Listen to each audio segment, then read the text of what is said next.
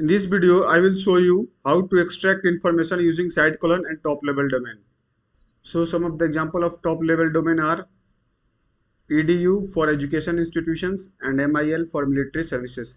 Let's see these two examples: matrimonial rep site.edu and training site.mil. So click on Google to open, then type matrimonial rep site colon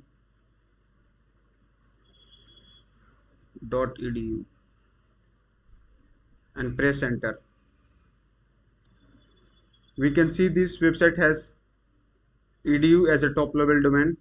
Again here is edu, edu, edu, edu, edu, edu, edu, edu, edu. So by using site colon and top level domain, we can search for any article or any information from that domain only.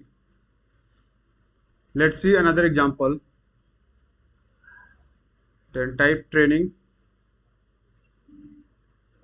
site colon dot mil. Press enter. You can see here top level domain is mil, mil, mil, mil, mil, mil, mil, mil, mil.